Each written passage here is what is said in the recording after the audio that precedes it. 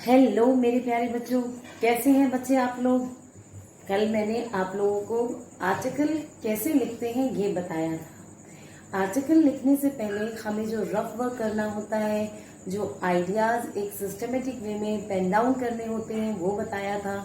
और आप लोग को होमवर्क भी दिया था। I have given you 3 topics to just write down some ideas about the same so that you can arrange it systematically and logically, and then we can just give a proper shape of article.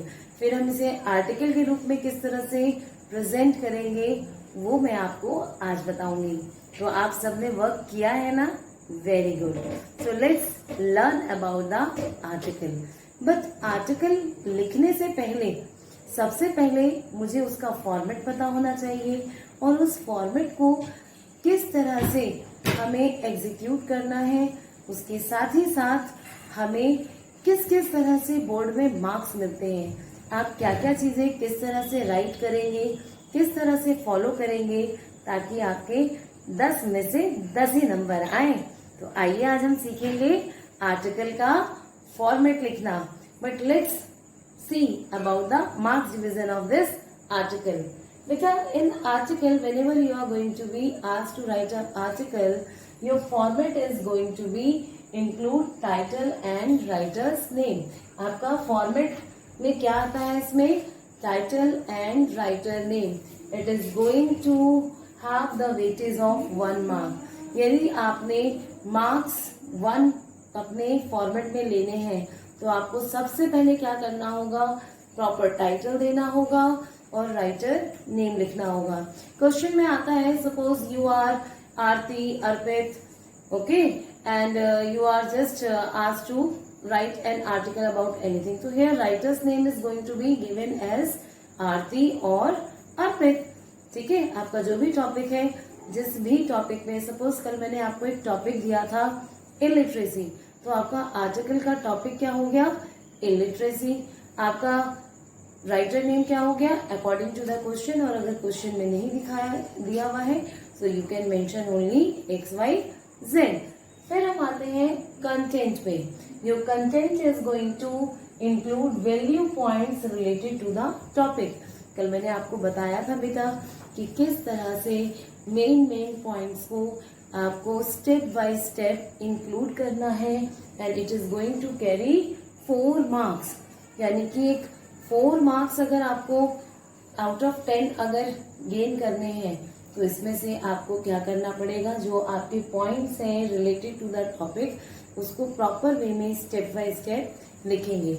It means अभी आपके हमने 50% marks की बात कर ली।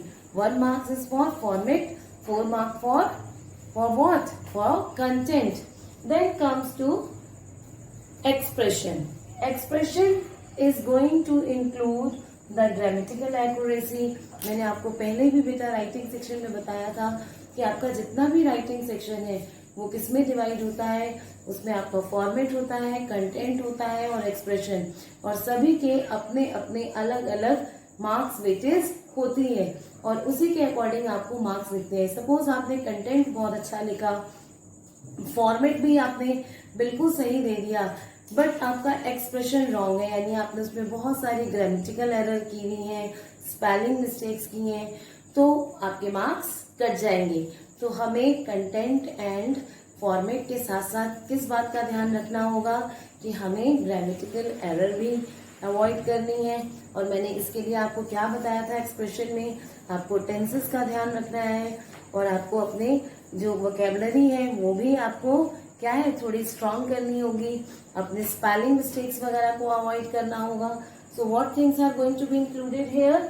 Grammatical accuracy, spelling, style, relevance of ideas. आपके जो ideas हैं वो बिल्कुल रेलिवेंट होने चाहिए, टू द पॉइंट होनी चाहिए, नहीं तो उसमें भी आपके मार्क्स कट हो सकते हैं। And coherence. कोहेरेंस मैंने आपको बताया था that cohesion is really very important, यानी कि आपके जितने भी आइडियाज हैं वो एक दूसरे से कनेक्टेड होने चाहिए, स्टेप बाय स्टेप वो लिंक्ड होने चाहिए। ऐसा नहीं लगना चाहिए कि आपने जबरदस्ती उस आइडिया को इंट्रोड्यूस किया है। तो कोहेरेंसी होनी चाहिए ताकि वो बिल्कुल एक फ्लो में आर्टिकल मूव फॉरवर्ड हो। आगे की तरफ हम जब बढ़े उसको लिखते हुए, तो वो बिल्कुल एक फ्लो में चलना चाहिए और फ्लॉलेस होना चाहिए। समझ में आ गया बच्चों? कोई डाउट तो नहीं है इसमें? और वैसे भी आपने देखा होगा कि कोई भी राइटिंग स्किल अगर आप लिख रहे हैं तो उसमें हमें कुछ जरूरी बातों का ध्यान रखना ही पड़ेगा, वरना हमारे मार्क्स उसमें क्या हो जाते हैं, कट हो जाते हैं। और ऐसा तो बिल्कुल नहीं होगा, क्योंकि आप मन लगाकर पढ़ रहे हैं और मैं बहुत मन से आपको पढ़ा रही हूँ। तो जब भी आप कोई भी राइटिंग स्किल, आपकी जो राइटिंग स्किल्स वो एनहेंस करने के लिए आप करेंगे, तो उसके लिए आपकी ड्रिल बहुत जरूरी है, प्रैक्टिस बहुत जरूरी है। और वो प्रैक्टिस क्या करती है, that is going to work as a brain stormer. कैसे?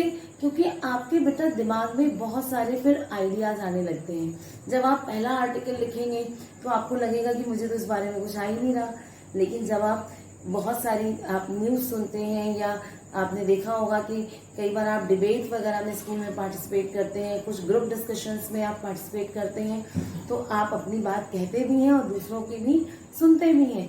तो वो सारी चीजें क्या है, आपके अंदर एक आइडिया जनरेट करने में हेल्प भी करते हैं। आपको डिफरेंट आइडियाज आते हैं जब आप 2-4 चीजें सुनते हैं।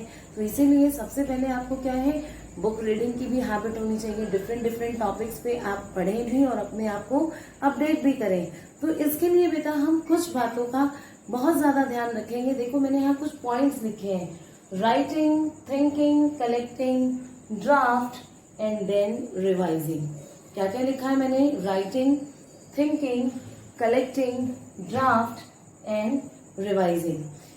अब आपको डेफिनेटली ये दिमाग में आ रही होगी बात कि मैम ने ये इसमें प्लस प्लस प्लस क्यों लगाया है।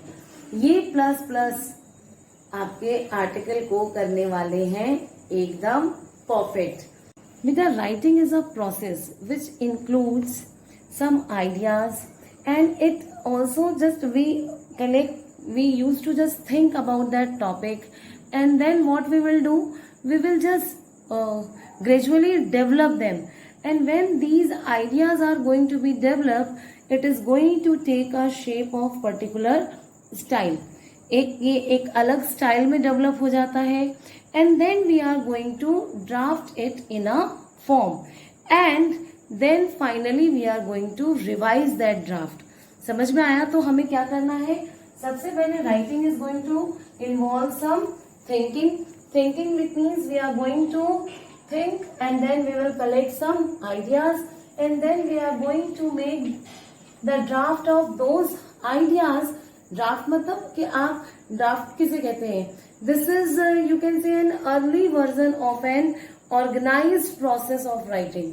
समझ में आया ड्राफ्ट क्या है बेटा?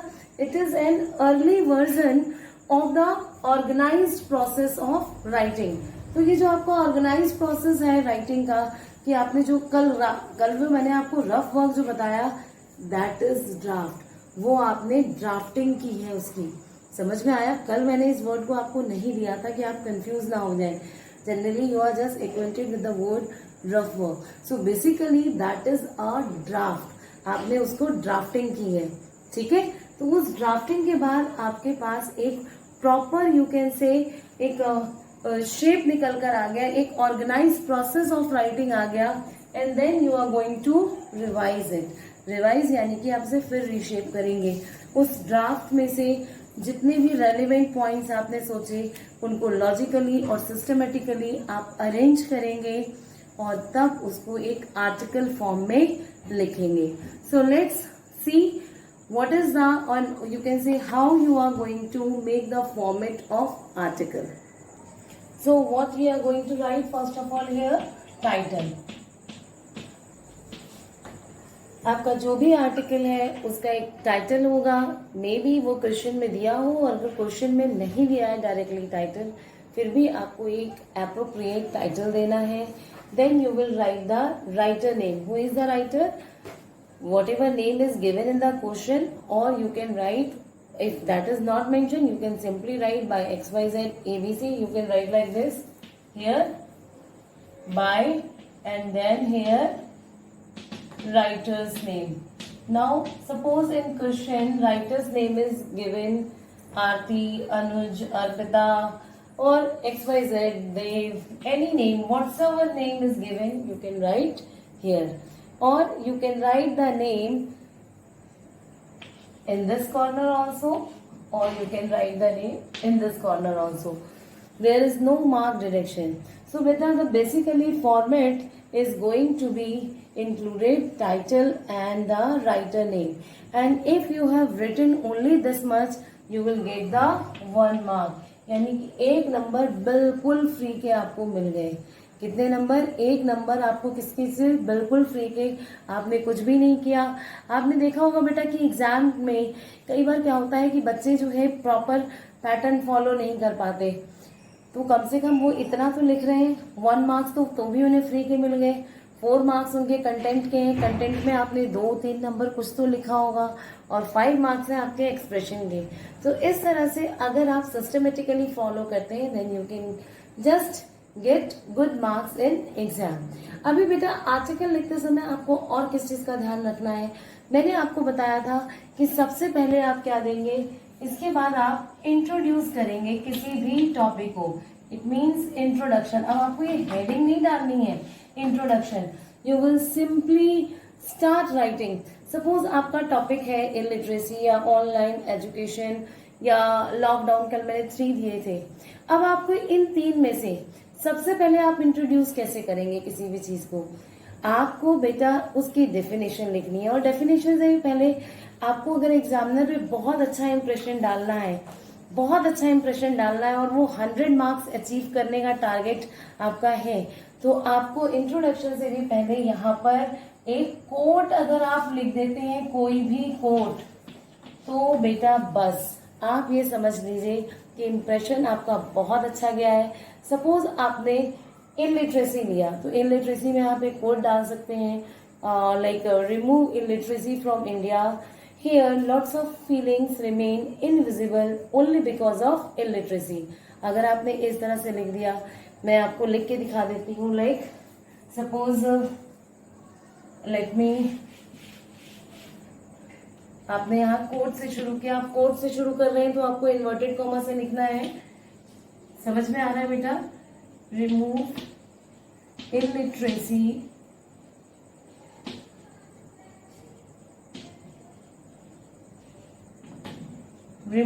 Illiteracy from India.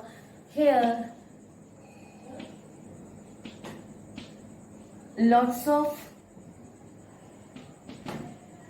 emotions are here, lots of emotions are invisible.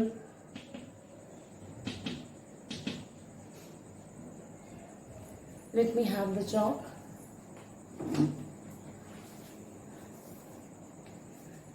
Invisible because of illiteracy. ये मैंने ये अभी आपने इस लाइन में बहुत कुछ कह दिया. आप चाहें तो कोई दूसरी डेफिनेशन भी लिख सकते हैं, like illiteracy is the poison. ये भी बहुत अच्छी कोटेशन है.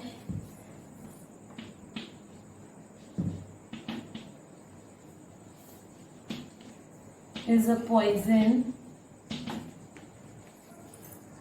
and a book is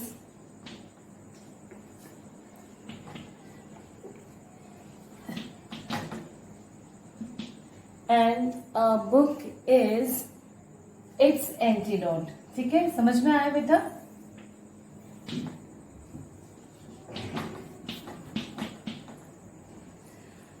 ये इस तरह से आपने स्टार्ट किया. अब आप इलिटरेसी क्या है इसको डिफाइन करेंगे.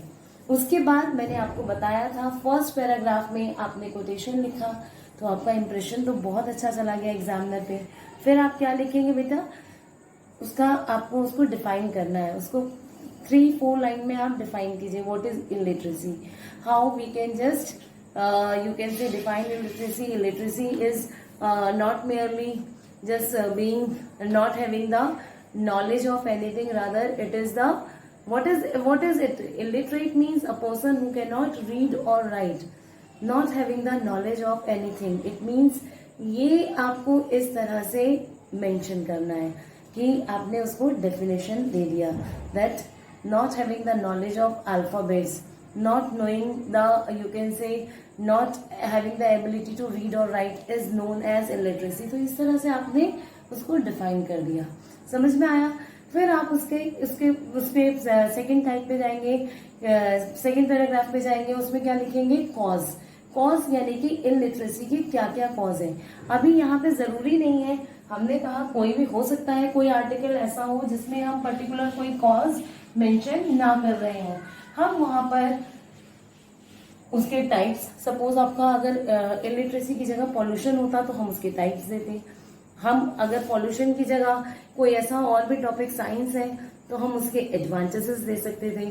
सो it depends and it's varied topic to topic that what point is going to be included. आपका सेकेंड स्टेंजा यानी कि किन किन चीजों को हाईलाइट कर सकता है, it can after introduction you can highlight the cause, type, advantage, disadvantage,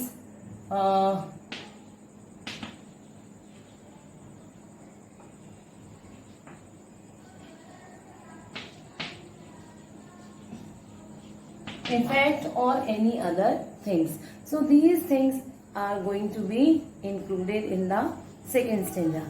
अभी आपने देखा कि अगर आपने ऑनलाइन एजुकेशन पे लिया होता तो आपका ऑनलाइन एजुकेशन को अगर आपको स्टार्ट करना होता तो आप उसको इंट्रोडक्शन कैसे देते, online education is just like a rising Tide.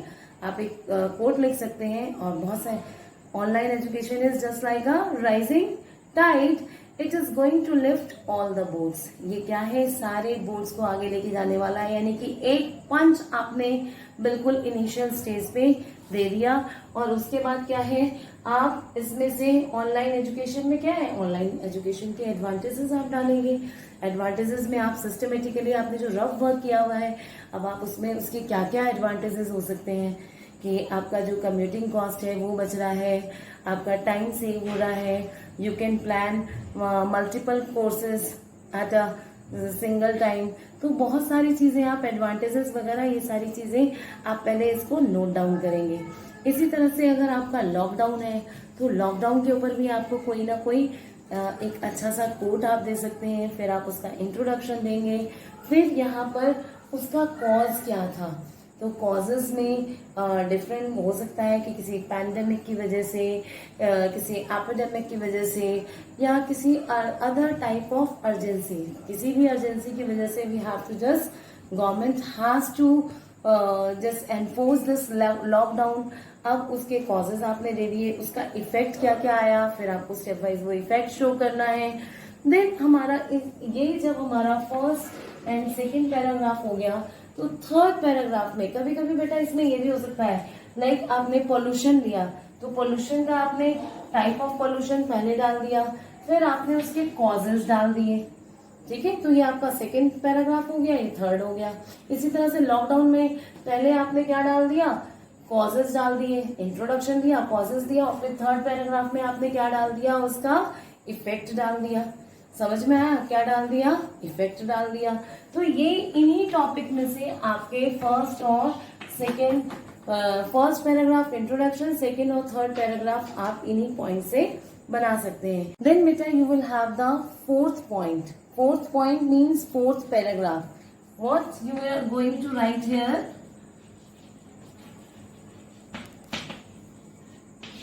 suggestion.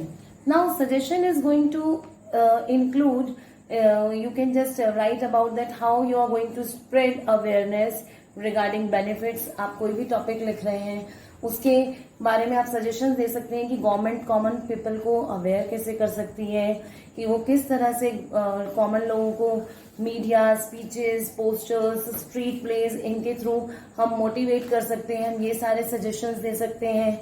और क्या दे सकते हैं, we can just motivate personally also, assistant by volunteers, हम इसमें ये भी डाल सकते हैं।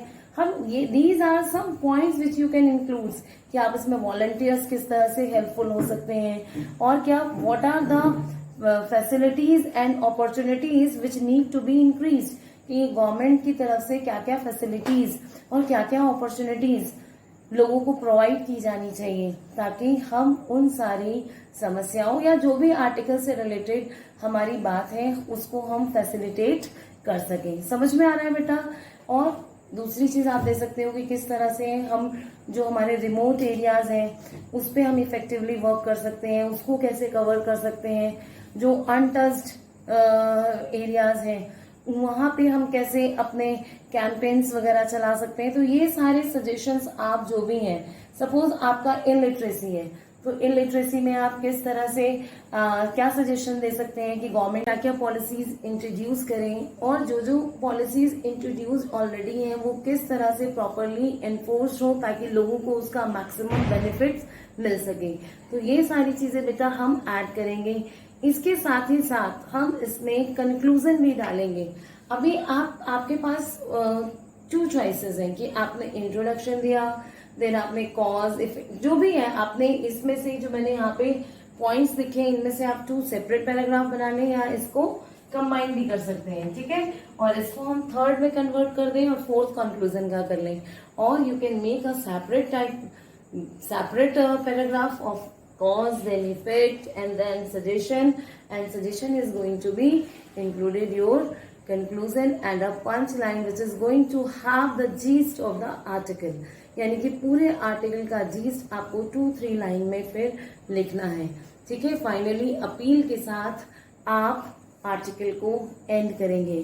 अगर आप इस तरह से आर्टिकल लिखते हैं तो डेफिनेटली आपका आर्टिकल बेटा बिल्कुल एक्यूरेट लिखा जाएगा, उसमें किसी तरह का फॉल्ट और फ्लॉ नहीं रह पाएगा, और बिल्कुल फ्लॉलेसली आपका जिसे कह सकते हैं आप आर्टिकल लिखेंगे और एग्जामिनर को इम्प्रेस करेंगे।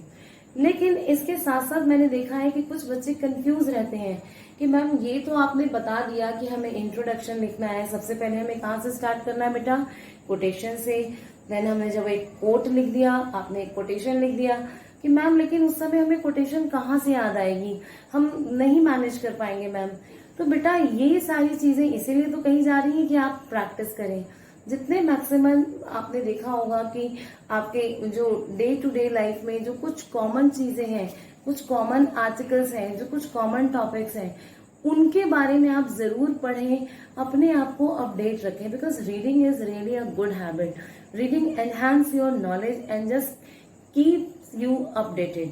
तो उसके लिए आपको अपडेटेड भी रहना पड़ेगा।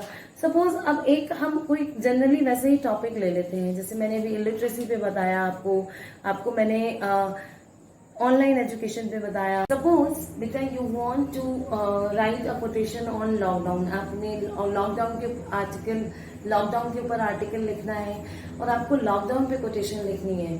So what you can write, देखो अब लॉकडाउन ने सबके इमोशंस को ट्रिगर अप किया है, सबको इमोशंस को टारगेट किया है। तो यहाँ पे आप बना सकते हो I cry, I panic, I bounce back because lockdown has triggered all my emotions. तो इस तरह से आप ये दे सकते हो। सपोज आपको लॉकडाउन के ऊपर कुछ नहीं आ रहा तो कुछ आप ऐसा कोटेशन जिससे आप उसको लिंक अप कर सको। क्या आप डाल सकते हो? That sunsets are the proof. For example ये बेटा मैं दे रही हूँ, ऐसा नहीं है तो मेरे दिमाग में जिसे एकदम से आ गया तो मैंने आपको बता दिया। Like sunsets are the proof that ending can be also beautiful and bright.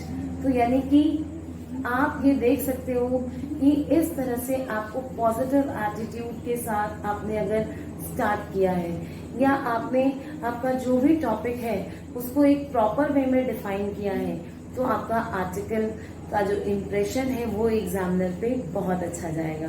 उसके बाद आपने इंट्रोडक्शन के साथ साथ, इंट्रोडक्शन में आपने कोटेशन लिखा और अपने उस जिस भी टॉपिक पे आपको लिखना है आपने उसको अच्छे से इंट्रोड्यूस किया 4-5 लाइन में, एंड देन आपने फिर क्या है उसकी, चाहे वो कॉजेज हैं, ये वराई करता है बेटा टॉपिक टू टॉपिक। जरूरी नहीं है कि आप सभी टॉपिक में कॉजेज ही लिखेंगे, नहीं, सभी टॉपिक में एडवांटेजेस ही लिखेंगे।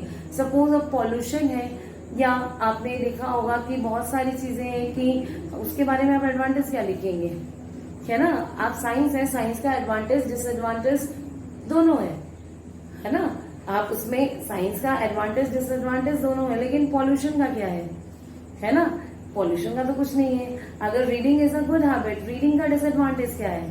तो यहाँ पर बेटा आपको इस चीज का ध्यान रखना होगा कि किस टॉपिक में आपको ये सारे पॉइंट्स फिट बैठ रहे हैं या नहीं बैठ रहे हैं। देन आपके पास ये पॉइंट आपका फिक्स है कि आपको सजेशंस देने हैं, उसके आप गवर्नमेंट के लिए सजेशन दें, कॉमन पीपल के लिए दें, ठीक है ना, जो लोकल बॉडीज वर्किंग है उनके लिए सजेशंस दें। तो कुछ आपने अपील की, ये किया, एंड फाइनली आपका जो भी पूरा का पूरा आर्टिकल है उसका जीस्ट, उसका एक प्रिसाइज वे में उसको आप फिर से 2-3 लाइन में लिख के उसका कंक्लूजन लिखेंगे। देन आपका एक प्रॉपर वे में आर्टिकल लिखा जाएगा। आई होप कि आप लोगों को आर्टिकल लिखने का तरीका समझ में आ गया होगा। समझ में आया? आप टाइटल देंगे, राइटर नेम लिखेंगे और इन पॉइंट्स को फॉलो अप करेंगे। अब आप कल मैंने जो आपको 3 टॉपिक्स दिए थे, कौन कौन सा? Illiteracy, online education and lockdown, the need of the hour. इन पे आप मुझे एक आर्टिकल लिख के तीनों टॉपिक पे आप मुझे व्हाट्सएप करेंगे और मेरे को डेफिनेटली अगर आपको कोई भी डाउट है तो आप मुझे पर्सनली कॉल करके भी पूछ सकते हैं। But I want you must try. अब मैं चाहती हूँ कि आप इसे जरूर लिखें, जरूर ट्राई करें, और किसी तरह की कोई भी अगर क्वेरी है या कोई कंफ्यूजन है तो उसके लिए मेरे से बात करें बच्चे, या व्हाट्सएप ग्रुप में अपनी क्वेरी को ड्रॉप करें। Thank you, have a good day, just enjoy your learning and enjoying your writing article.